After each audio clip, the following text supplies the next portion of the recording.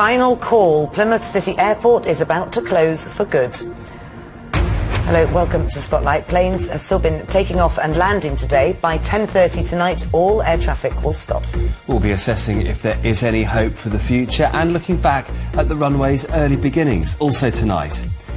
Sending a message to the drug dealers as an 18-month police operation ends in 10 more jail terms.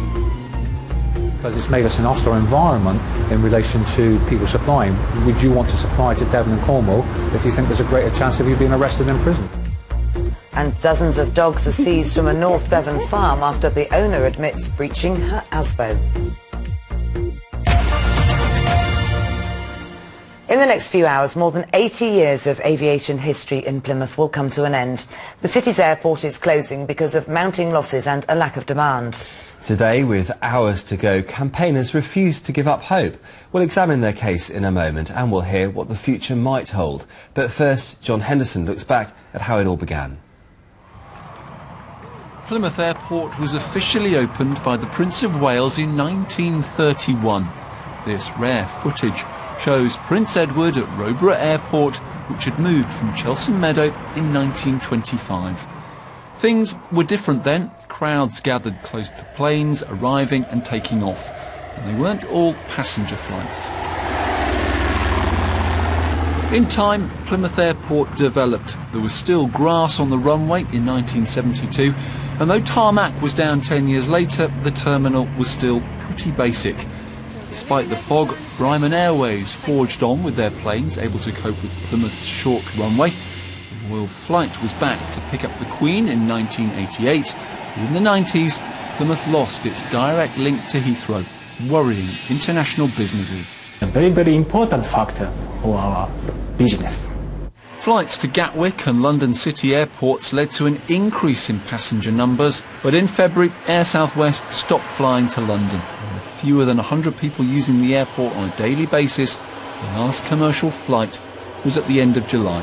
John Henderson, BBC Spotlight. The closure of the airport means the remaining staff will lose their jobs just days before Christmas. Today, campaigners gathered in the terminal building to support them and to call for investment to keep Plymouth's air links alive. Here's Spotlight's business reporter Scott Bingham. Social network sites had been buzzing and around 50 campaigners turned up at Plymouth Airport on its final day of operation. Among them, former staff already laid off in previous months. Very overwhelming to come up here. I think it's great that all these people have come up here. It would have been nice to maybe see some more staff, but I know that with all the groups on Facebook and the Bible meetings that everybody's doing as much as they can. But it's such a sad day. Started work here when I was 16, so airport's always been here, and you go along and presume it always will be. It was the final day too for a handful of others told they couldn't speak to us. They're being made redundant just 2 days before Christmas.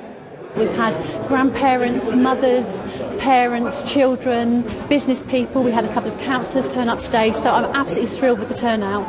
But it was just to support the people that are losing their jobs the day before Christmas Eve. This campaign comes too late to prevent closure. Sutton Harbour decided back in August it could not sustain the financial losses. It said the airport simply was not viable. Wiped off the map already. Got me to a disgrace. But also here today, a group of local businessmen so convinced otherwise, they've taken the name viable. They say for just £30 million, Plymouth Airport could become a major player within 10 years. Today the airport closes operationally, but we open up a new chapter today about where people can re-look and rethink what's being done here, and instead of developing a new housing estate, we can look about how we can create an international world-class gateway that will be a symbol of our pride and ambition as a city. Viable will present their vision to Plymouth City Council in January, but for now the airport will be mothballed. It closes to air traffic tonight at 10:30. In the coming weeks the runway will be painted with crosses, the official signal it's out of service. Scott Bingham, BBC Spotlight, Plymouth Airport.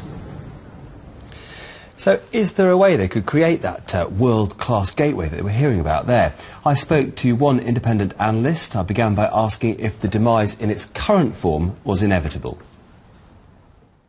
Yes, I'm afraid that is the case. We've looked at every dimension to this, and of course perhaps what we've forgotten is that over the past 15 years we've seen both Exeter and Newquay emerge as really dynamic airports. A lot of the Plymouth executive community live outside the city, very happy to go to Exeter or Newquay, so we're left now with our core community, as it were, which is not that big. So basic economics, too much competition, not enough demand. Look, where do we go from here? What about Heathrow? Because it's about landing slots, isn't it? What about if Heathrow moves to the Thames Estuary? Yes, I think Heathrow is very important. We tend to talk about Gatwick and London City. Well, that's a different issue. That's getting to London. But Heathrow is the international gateway for the UK economy. We lost that access in 1996, and we've seen the inward investors go as a result, just as we said they would. So could there be more slots if it goes to the Thames Estuary? Well, this is the thing, that, you know, if we move to Thames Estuary, then we'd have 4 runways instead of 2, and certainly one of those would be dedicated to regional access for interlining flights intercontinentally. And I think you'd find every region in Britain, including ourselves, getting in there, and so suddenly we would start to need flying again. And what if rail services headed west, if there was a better connection there? Well, there's quite a lot happening on that front. Reading, as we know, is being reconfigured this Christmas.